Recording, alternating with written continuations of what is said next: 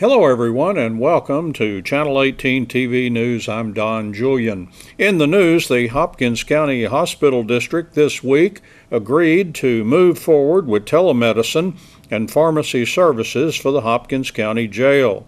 Sheriff Lewis Tatum, County Judge Robert Newsom, and county commissioners and other emergency response officials in a county delegation asked the hospital board to consider utilizing a telemedicine provider for the jail as a cost, efficiency, and safety measure, as well as a step toward a state mandate which requires jails to use the remote access through the Telelink to provide psychiatric services by 2020. It would mean fewer trips to the clinic and hospital for minor treatment, which requires law enforcement staff to drive and stay with the inmate until the inmate is seen and then released back to the jail. The county will purchase the equipment for the telemedicine service.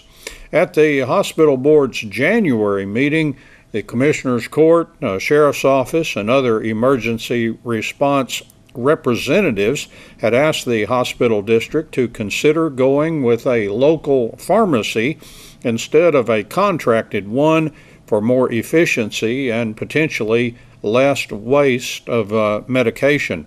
The county would like to see the jail pharmacy service move to medicine chest, where smaller quantities could be dispensed and received quicker.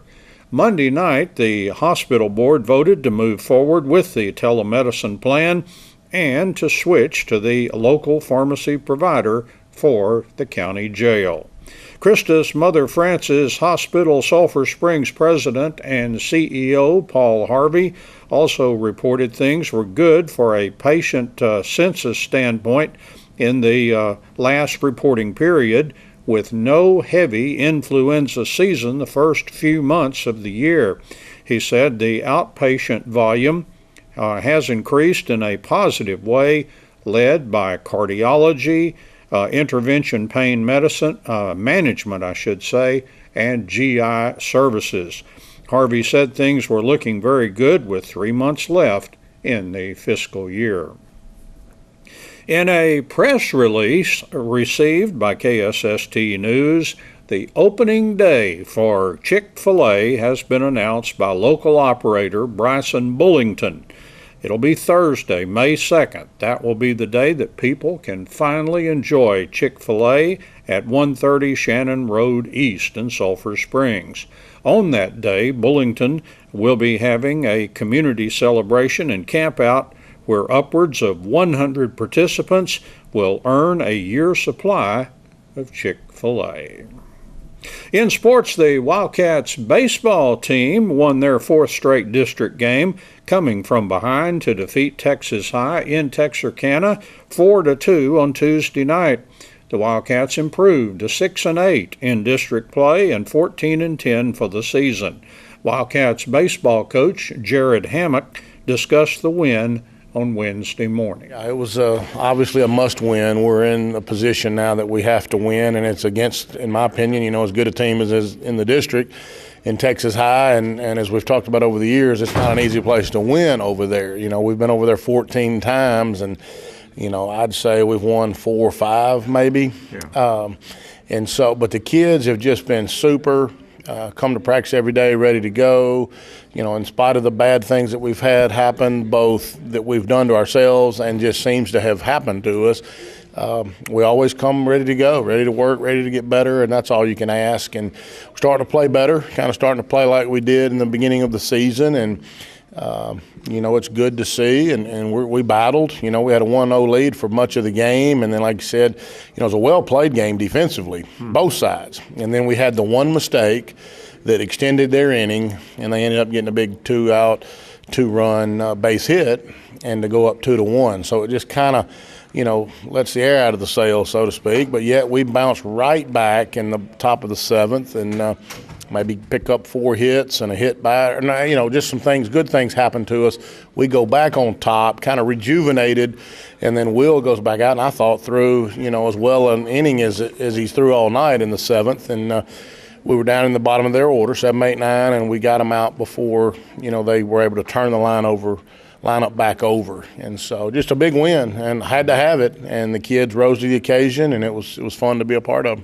Yeah, 6 hits total for the Wildcats. They get 4 in that one inning, put them all together there, and very timely hits. I guess Dodd had the big single that scored 2, and then Sims helped his own cause with a double that drove in that extra insurance run. Yeah, and we had to get a guy on to start with, and they were playing like you should play. They were played back. The third baseman was deep, which is what we would want to do. And then Jackson kind of turned over one, but it was slow roller down the third base line. He was unable to throw him out, and then like you said, Cameron hit one hard up the middle. We were trying to bunt them over, and they were trying to run the wheel play and threw a curveball in the dirt, and we were able to advance without bunting.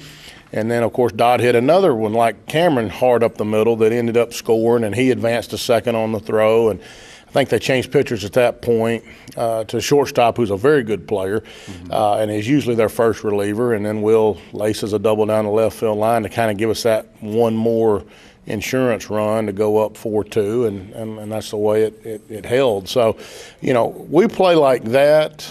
We're tough to beat. We didn't make many mistakes. We had a couple of things here and there happen, but we still play hard. We're still competing, and that's all you can ask. Yeah, I thought Sims really pitched a well-pitched game. It just, those both runs were unearned, as you said. Could have gotten out of the inning there, and he just, did the job. He did. For the most part, he hit his spots. He had a good breaking ball. To their credit, the few mistakes he made, whether we were trying to go inside and it ended up middle away, and, our curveball supposed to be down and in, it kind of hung out over the plate. They did hit it. So they made us pay a little bit for mistakes, but, pitcher, even in the big leagues, is not going to hit a spot every time. But I thought he threw one of his better ball games of the year against, in my opinion, as good a hitting team as in the district, and we needed it, and we're going to need it again because we have to beat them, on Friday night. It doesn't matter what happens on the other side. We win, we're in. We lose, we're not. So senior night, it's coming to a big bowling point here, and hopefully, again, all I ever ask is just play as well as we can play. And I can live with whatever happens because I always believe that our best is as good as anybody's best. You're going to live with another possible 3-way tie. I notice that's a possibility. It is, but the way it works, and it is our advantage and our minutes, it's the first thing you look at is head-to-head. Well, last year's 3-way tie, we had all split, so we were all the same, 2-2, I guess, and then you have to play it out. Yeah. But the 3 teams that would be involved, Royce City actually would get the higher. They'd be 4-2. We'd be 3-3 in that little scenario, and Mount Pleasant would be 2-4. So they would be the ones to be odd man out. So, and then again, if Royce City if Mount Pleasant wins, then Royce City's and we win, it's out. So again, it doesn't matter for them. It matters for us just to win, and we're in whatever scenario. So we know what we got to do, and. Hopefully we can take care of it because we've just come too far to let the last game go away. So I think we're kind of that, maybe a team of destiny. We're playing really well. Playing like this, I'll play anybody anywhere the way we're going because I think we can play with anybody in the region at our best. Lady Cats sophomore golfer Miriam Tran finished in 17th place at the Class 5A Region 2 Girls Golf Tournament played Monday and Tuesday at Rockwall Golf and Athletic Club. Tran shot an 81 on Monday and a 91 on Tuesday for a 2-day score of 172. Not quite strong enough to qualify her for the state golf tournament. And that's Channel 18 TV News for today. I'm Don Julian. Thank you for joining me, and so long, everybody. Everything is going great. The finances for the county are in a good place, a good standing, and the veterans are still getting the care, same care, if not better. I actually have instituted a few programs that has helped with that since taking office.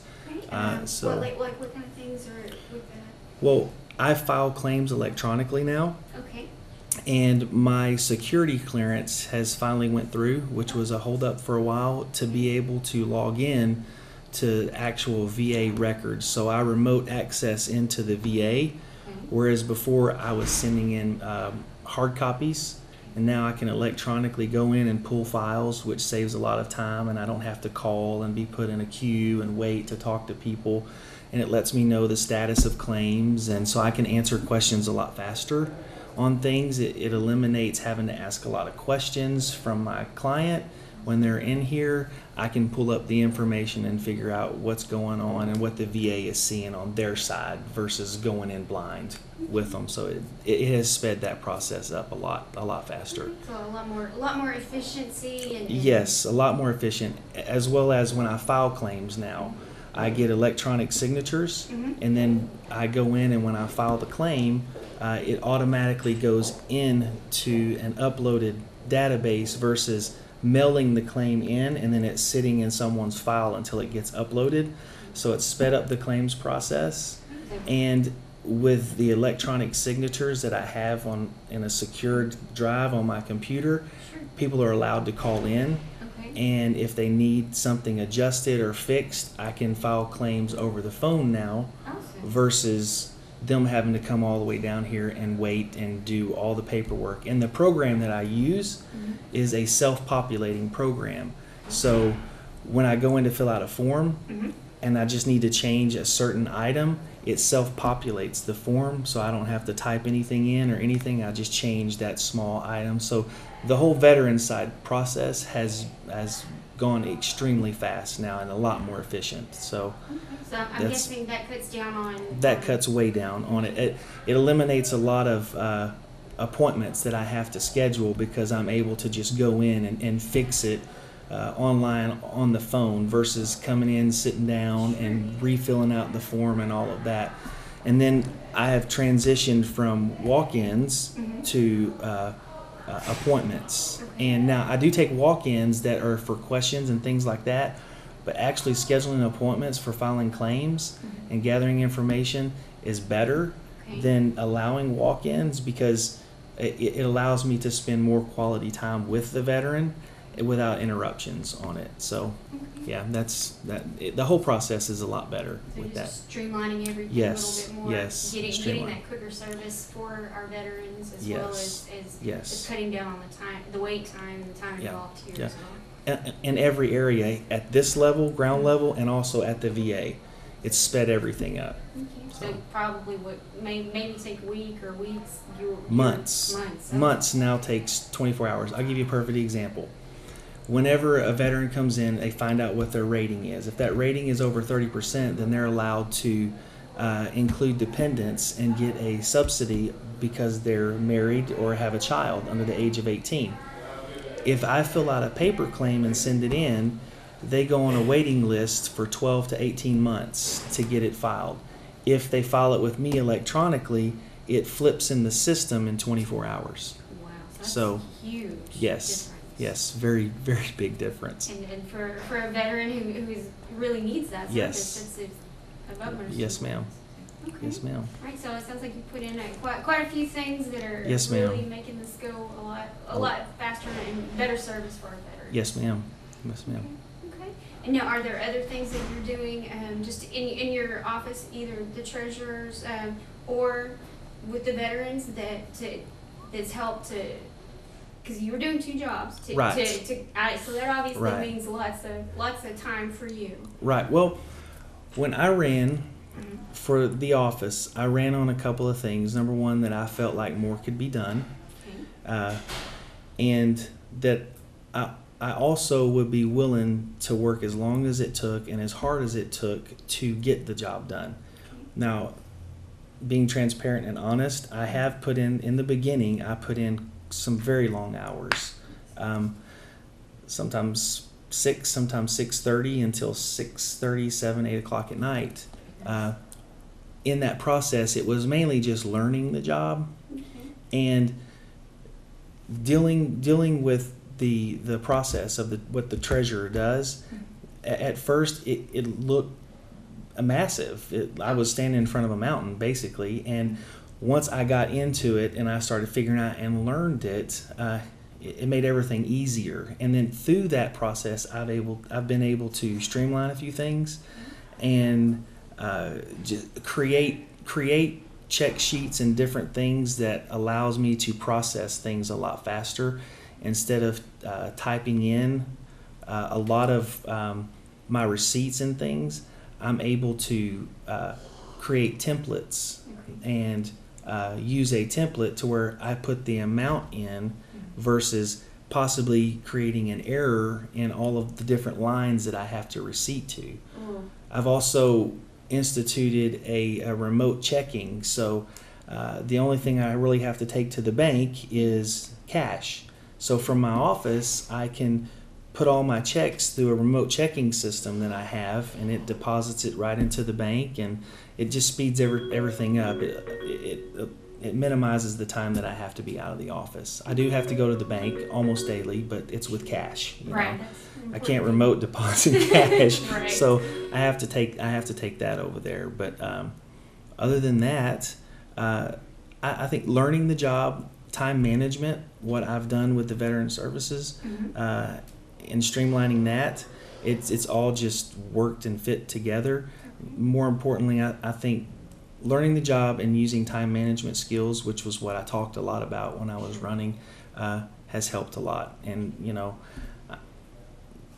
learned all that from my military background, and being flexible. That's probably one of the most important things that you can do is and accepting change with things and finding better and new ways to do that. And that's what we've done. I've actually, on top of just taking on those duties, I've brought some of the processes that were removed back into the office to help as a team around with all of the offices down here. So when you say processes, what do you mean by that? Like unclaimed funds. Okay. That is normally a treasurer's function across the board. The processes on the workup and where they're at has stayed in the offices where they were moved to, but it's been readjusted to where I'm initiating the disbursement of the funds, and it's put the checks and balances and the statutes back in order to how it should work as a flow, how it should flow through the offices. So with that, it will eliminate a lot of error. Not saying there is error, but if you have 3 sets of eyes looking at it versus 1 set of eyes trying to do 2 things or so on and so forth, it removes a lot of issues that you could possibly fall into. Yeah. Okay, so it just sets things up and gives it that extra checks to make sure it all comes out the way it's supposed to. Yeah. Okay. Yes, ma'am. All right. So it sounds like things are just rolling along. They are. You feel pretty good about the juggling of the 2 offices? Oh, now? Absolutely. I don't feel like I'm juggling anymore. I'm working normal duty hours now. Since I was in training all last week, I come back to a stack of things that I've had to catch up on. But other than that, no, I'm able to work normal hours and like everybody else, 8 to 5. Sometimes I come in early because I like to get ahead of the game, but that it's not because I have to. It's I want to. Yeah. That's one of the things that being in the military and not working on a clock. I used to struggle when I was the veteran service officer because I wasn't allowed to work overtime, to stay and work. And that's one of the things that I've enjoyed about being a treasurer is I don't have to punch a time clock now, and I can come in as early as I want and I can stay as long as I want. And when I said that to my wife recently, she's like, wait a second. You want to work more? You want to work more? That's totally opposite of what I guess most people would say. But that was my life for 23 and a half years in the military is 24/7, you know. Right. And my work ethic is based on I'm there until the job's done, you know. So And then if the job gets done during the day, I'm here till 5. Right. So, Right. Okay. so. Now, do you see this as something that, in years to come, the Veteran Service Office would continue to be served through this office, or? Absolutely. Actually, because we operate on a fiscal year budget instead of calendar year, when I took office, we redid the budget in October of last year. Right. When I took office in January, I had to take the first October, November, December. I had to take those first 3 months of fiscal year as pay, so that we didn't get the full amount back that what we're going to get in the next 4 years. So I think this year I want to say with not having to take insurance on both jobs, which it's over $8,000. It's roughly $16,000 plus for the 2 positions to carry insurance. If we had 2 employees, that would be $16,000 just for insurance. And then with the salary and the different things that go along with that, this year, giving it all back, I think it's about $36,000. It's been placed back in the general fund. The commissioners have to decide on what to do with that, Sure. but that has been placed back into the fund. The next years going forward, and I'm going to be looking at the operational budget as well to see what I can reduce on that side, because again, since I'm combined in what I'm doing, there's some things that they go together. I don't have to have a budget for buying paper because that's already in the Right. treasurer's budget for paper and things like that. So I can reduce some of that and save more. So a fair number, at least 50,000, more than 50,000, but 50,000 plus a year will be saved by the way that it's being run right now. And we've done it already. It's already been done. Right. And I have not had a single complaint that I'm aware of. I'm sure there are complaints out there, but nothing's been brought to my attention. So you're able to get in here, run it, and get things, combine the 2 offices, run things more efficiently. Yes, and, ma'am. And even, provide quicker, better service for our, Yes, ma'am. our veterans. Yes, ma'am. And also, it's saving the counties quite a bit of It's money. saving, a salary, yeah. So it sounds like this is what you had, planned, what you proposed to do, and it sounds like it's come together very well. Yes, ma'am. I knew in my mind and in my heart that I could do it. It was just trying to convince everyone and show them that I could do it. And I know there were doubts out there about it. Obviously, I was questioned about it. Sure. But when I got in, I knew I had to prove it. Right. And I didn't want to let anyone down, especially the people that stood behind me. Right. And we've done it. We've been able to prove that it works, and that we are bloated in some areas in government, locally and at the federal level, all levels. And anything that we can do to reduce, trim the fat from things, that's just, to me, that's a service. That's what serving is, to help the citizens of Sulphur Springs and Hopkins County and the surrounding towns. I owe that to them. They elected me, and I feel like I got to do everything I can to be accountable and save them money and we're talking about just finding ways to make things more, make it better, to make more it better. efficient, not necessarily cutting positions or anything. Right. Just We're not eliminating positions, but we're working better. We're working smarter, not harder. So Sure. yeah. So anytime you can smarter, Yeah. it's a good thing. Right. Or Yes, most ma'am. people would agree with that. Right. So, Okay. All right. Well, it sounds like things are moving along. No, I know you have to. I know you mentioned that you have. You were recently to a training session and are coming back. So there are certain specialized trainings that you have to have for both positions. Yes, I have to accumulate hours, or if I don't accumulate hours and I get audited, then that could be an issue. I don't know what the ramifications of that would be on the treasurer side. I do know on the veterans side, if I don't accumulate those hours, then I could lose accreditation, which sounds bad, but it would just be a matter of accomplishing those hours and then them allowing me access to the system again.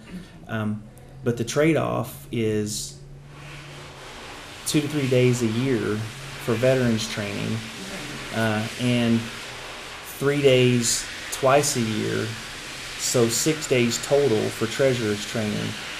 I think that's a fair trade for between $50,000 to $55,000 a year. I mean, that's right. About a week of training. Right, and I get it. If you look at the budget of what we have and what we operate off of, it's substantial. And if you start comparing my $50,000 to the budget that we have, it's small. It's less than 1%. But when you say $50,000, to me, that's a lot of money. Right. And I think most people would still say that is a lot of money. Sure. When you're looking at it. So, a penny, if I can save a penny, to me, it's worth it. Yeah.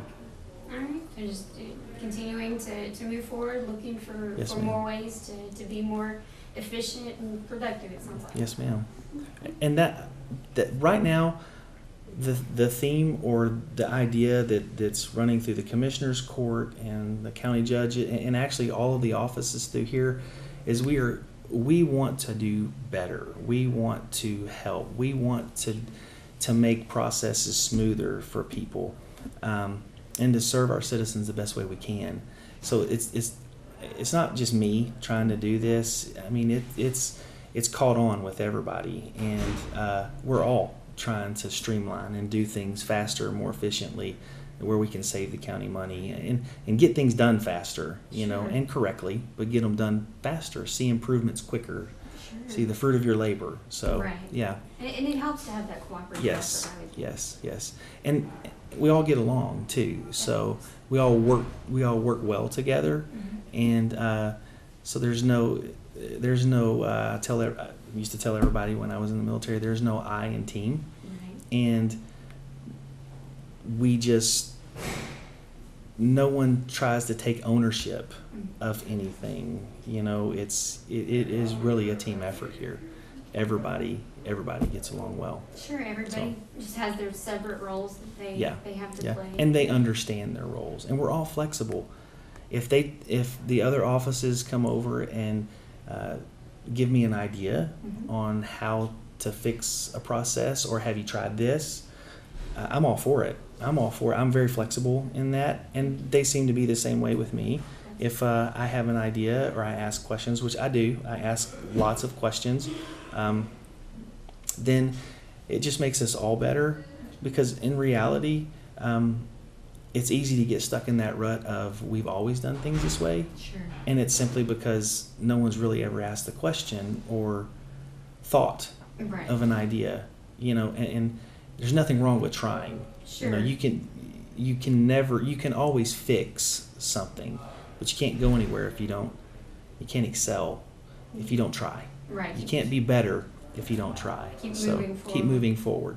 And none of us are afraid of failure. That's the best thing about it. If we mess something up, we get up, and try again. And you'll never know unless you try. So yeah, we all get along great and are having a really good time with what we're learning.